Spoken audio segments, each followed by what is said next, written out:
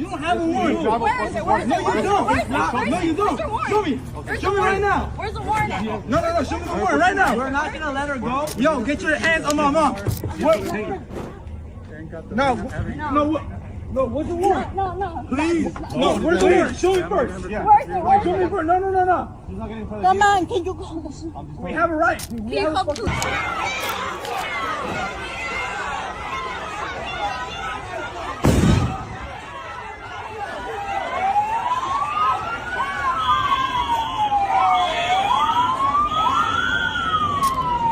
All right, folks, you need to see what just happened to Republican leadership on live television because this is an absolute train wreck of epic proportions. I'm talking about GOP leaders melting down on camera, unable to defend their own policies, getting exposed for making promises they can't keep, and literally screaming at each other on the House floor while the whole country watches. This is chaos, pure unfiltered chaos, and it's revealing just how hollow the Republican economic message has become under pressure. The government shutdown is dragging on, costs are surging, and when Republicans got put on the spot to explain their plans, the whole thing exploded spectacularly. But before we go any further, real quick, let's be honest, you can't really trust mainstream media anymore. That's why we built Pump Politics, to bring you real stories, real context, and no corporate spin. If you want to stay ahead of the headlines, join our free newsletter. We'll send the news straight to your inbox every day. Just click the link in the description to join. And if you just want to support what we're doing, join us. Be part of the community that actually cares about the truth.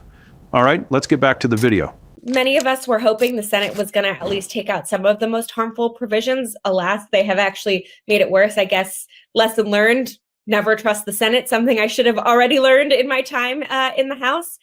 But the thing is, this is a really devastating bill. It's going to kick 18 million people off of their healthcare.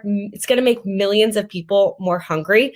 Our food bank in San Diego already feeds about 400,000 people a year, and that number is going to skyrocket with this bill, and there's going to be less food to go around.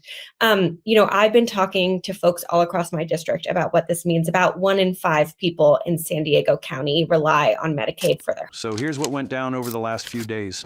Republican leaders have been making massive promises about what they'd deliver if they controlled government. Trump and his allies promised they'd cut energy prices by 50 to 70%. They promised they'd end government gridlock. They promised their economic policies would make life affordable again for struggling Americans. But now, with the government shutdown and those promises being tested against reality, journalists and Democratic opponents are demanding answers. And when GOP leaders get pressed on live TV to explain how any of this is actually going to work, they're falling apart. Midas Touch and multiple other outlets have been running viral breakdowns of these on-air disasters. You've got Republican spokespeople who can't explain why grocery prices and energy costs are actually surging instead of dropping, like Trump promised. You've got GOP leaders unable to assure viewers about how the shutdown is affecting real people's lives. You've got economic advisors literally admitting on camera that the economy is going down because of Republican shutdown tactics. This isn't spin or interpretation. These are Republicans themselves acknowledging on live television that their plans are failing.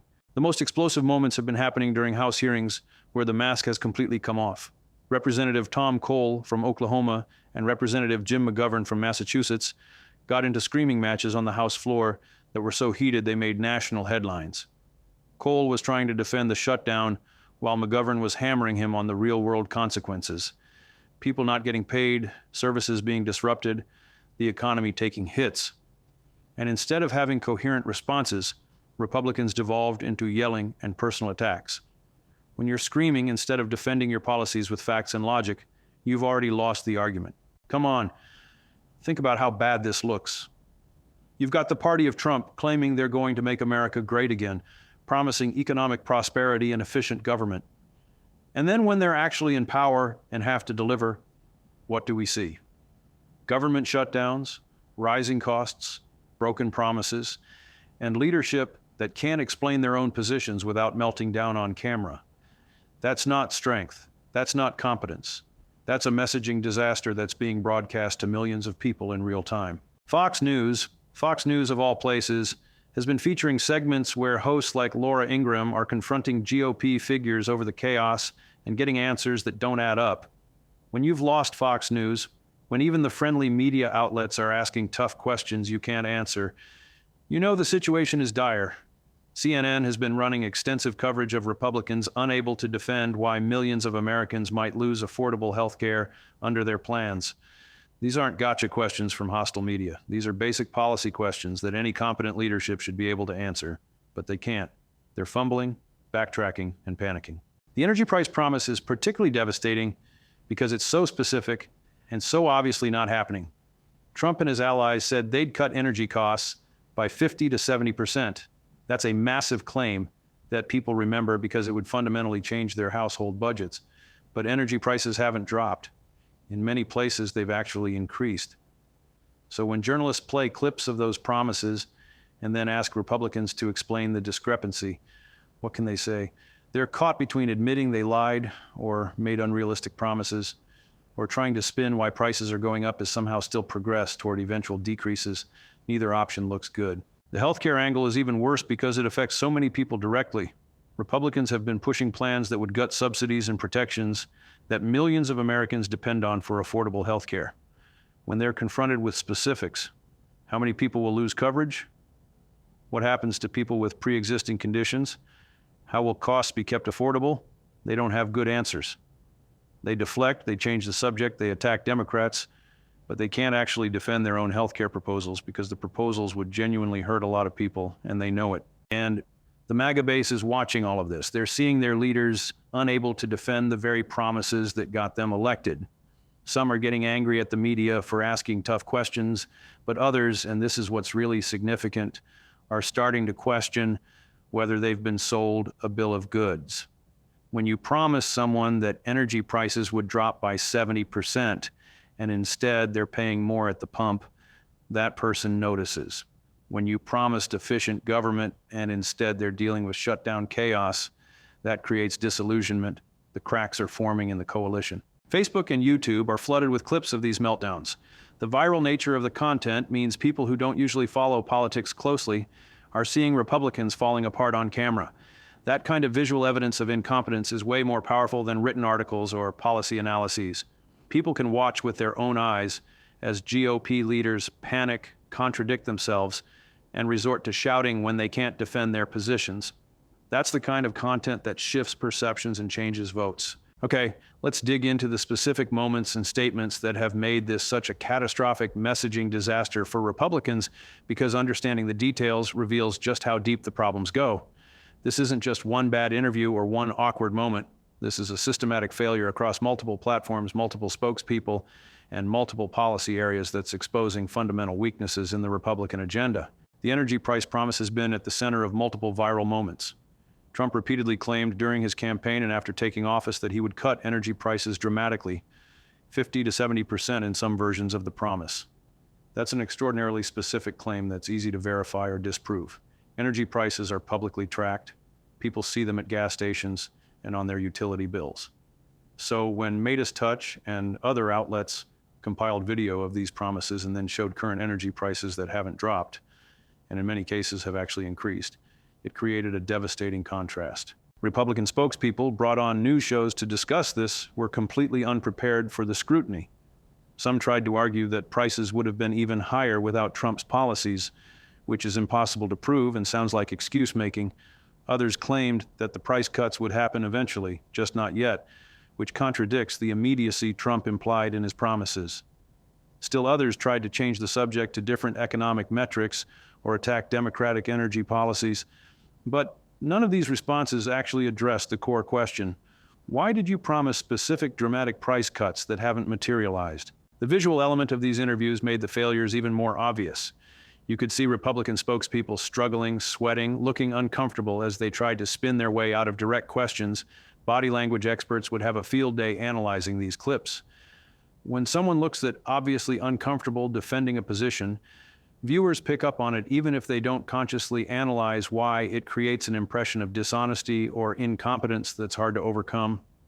The government shutdown messaging has been equally disastrous. Republicans pushed for the shutdown as a negotiating tactic to force concessions on spending and policy priorities.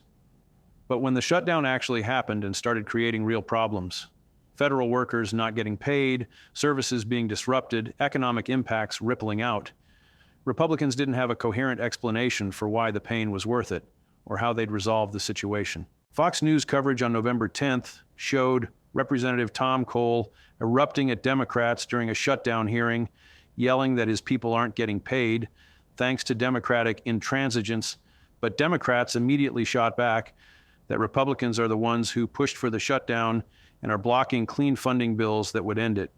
Cole didn't have a good response to that because it's factually true. Republicans did push for this confrontation, so his anger looked performative and desperate rather than righteous. When you're screaming but you don't have the facts on your side, you just look unhinged. The House floor confrontations that erupted during shutdown debates were particularly damaging because they showed Republicans losing their composure under pressure.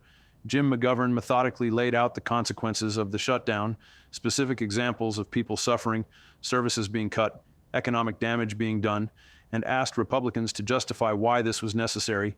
Instead of giving substantive policy responses, Republicans attacked McGovern personally, questioned his motives, and escalated to shouting matches that got so heated the presiding officer had to intervene multiple times. These aren't the kinds of scenes that make voters confident in leadership. People want their elected officials to be able to discuss difficult issues calmly and rationally, to explain their reasoning, to defend their positions with evidence and logic. Screaming matches on the House floor suggest a party that's lost control, that doesn't have good answers, that's falling apart under the weight of its own contradictions. And because these moments were broadcast live and then clipped and shared millions of times on social media, they reached huge audiences. CNN's coverage on November 11th featured extensive analysis of the GOP messaging failure, with panels of political analysts from across the spectrum noting how unusual it is to see a governing party this unable to defend its own agenda. Even conservative commentators were noting that Republicans needed better talking points and more disciplined spokespeople. When your own side's analysts are publicly saying you're screwing up the messaging, that's a bad sign. The Laura Ingraham interview that CNN covered was particularly notable because Ingraham is usually a reliable Trump defender, but even she was pressing GOP figures on the travel chaos, economic disruption, and general dysfunction caused by the shutdown. Her questions weren't hostile. They were the obvious questions any journalist should ask, but Republicans still struggled to answer them effectively. They tried to blame Democrats, blame the media, blame anyone but themselves. But Ingraham kept bringing them back to the basic question. You're in power, you pushed for this shutdown, what's your plan to resolve it? And they didn't have good answers. The healthcare dimension of this disaster is particularly cruel because it affects vulnerable Americans so directly. Republican proposals that have been discussed would cut subsidies that make health insurance affordable for millions of people. When Democrats and journalists confront Republicans with the Congressional Budget Office estimates of how many people would lose coverage or see costs skyrocket, Republicans don't have compassionate or convincing responses. Some tried to argue that the free market would provide better, cheaper options if government got out of the way, but they couldn't point to specific examples of how that would work in practice or how people would bridge the gap between losing current subsidies and hypothetical future market solutions. Others tried to claim that the coverage loss estimates were exaggerated or politically motivated, but the CBO is nonpartisan and their methodology is transparent. Dismissing their analysis just makes Republicans look like they're denying reality. The most damaging moments were when Republicans were asked direct questions like, what should a diabetic do if they lose insurance and can't afford insulin? Or how will cancer patients maintain treatment if they lose coverage? These are the kinds of human-scale questions that force politicians to either show genuine compassion and practical solutions or reveal that they don't have answers. Republicans generally didn't have good responses. They'd deflect to talking about the overall system or attack Obamacare or promise vague future improvements. But they couldn't give concrete answers about what real people facing real health crises should actually do. YouTube compilations from Midas Touch and other outlets have been devastating because they string together multiple instances of Republicans failing in similar ways. You watch 4 or 5 different spokespeople, all struggling with the same basic questions, all giving evasive non-answers, all looking uncomfortable and unprepared. That repetition drives home that this isn't one person having a bad day. This is systematic failure across the entire Republican leadership structure. The economic advisor admitting that the economy is going down due to the shutdown was captured on video and shared tens of thousands of times. This was supposed to be someone defending Republican policies, but instead they ended up acknowledging that those policies are causing economic harm. That's political malpractice of the highest order. If your own advisors are admitting your policies are hurting the economy, why should anyone support those policies? Republican governors being unable to defend the shutdown's impact on their states added another layer to the disaster. Governors are supposed to be the pragmatic face of the party, the ones actually implementing policies and dealing with real-world consequences. But when governors from Republican-controlled states were asked about federal funding being cut off, about state services being disrupted, about economic impacts on their constituents, many couldn't give confident defenses of the federal Republican strategy. Some were openly critical, creating visible splits within the party. The MAGA base's reaction has been mixed, and that's what makes this particularly interesting from a political analysis standpoint. Hardcore Trump supporters are blaming the media for unfair coverage, and Democrats for obstruction. They're not questioning Trump or Republican leadership, but more casual Trump voters, people who supported him for specific practical reasons like economic promises, are starting to express frustration online. You can find comments on Facebook and YouTube under these viral clips where self-identified Trump voters are saying things like, "I voted for lower prices and this isn't what I was promised," or "The adults need to get back in the room and end this shutdown." That frustration from less ideologically committed supporters is more threatening to Republican electoral prospects than criticism from the left Democrats were never going to support Trump anyway. But if people who voted Republican in hopes of concrete economic benefits start feeling betrayed or lied to, that erodes the coalition, and these viral moments of Republican leaders unable to defend broken promises are creating those feelings of betrayal. So let's step back and analyze what this messaging collapse tells us about the current state of Republican governance, about the sustainability of the MAGA movement, and about what happens when populist rhetoric meets governing reality. Because what we're witnessing isn't just bad communication strategy. This is a fundamental crisis of competence and credibility that could have lasting political consequences. First, let's talk about the gap between campaign promises and governing reality. Trump and Republican leaders made extraordinarily specific promises about cutting energy prices, lowering costs, ending government dysfunction. Those promises were effective politically because they were concrete and ambitious. People could imagine exactly how their lives would improve if energy costs dropped 70%. That specificity made the promises compelling. But that same specificity is now destroying Republicans because it creates clear, measurable standards for failure. When you promise energy prices will drop 70% and they don't drop at all or they increase, there's no wiggle room to claim success. The failure is obvious and undeniable. This is why most politicians make vaguer promises like "I'll fight for lower prices" rather than specific numerical commitments. The vagueness provides cover when you don't deliver. Trump and his allies skipped that cover and now they're paying the price. The inability of Republican spokespeople to defend these broken promises on live television suggests they weren't prepared for this scrutiny. That's a massive organizational failure. Any competent political operation would have anticipated these questions and developed talking points to address them. The talking points might not be convincing, but they should at least exist. The fact that Republican after Republican is stumbling through these interviews suggests there's no coordinated messaging strategy, no preparation, no discipline. That lack of discipline and preparation extends to the House floor confrontations. The screaming matches between Republicans and Democrats weren't spontaneous explosions. They were the result of Republicans not having substantive responses to Democratic criticisms and defaulting to anger and personal attacks instead. That's what happens when you're governing based on vibes and tribal loyalty rather than actual policy competence. When you get challenged to defend your positions with facts and logic, you don't have the tools, so you get angry and loud, hoping that dominates the conversation. The government shutdown specifically reveals deep strategic confusion within Republican ranks. Some Republicans genuinely believe shutdowns are effective negotiating tactics that force concessions. Others recognize that shutdowns usually backfire politically because the public blames whoever forced the shutdown. Still others don't care about the political consequences and just want to fight on principle.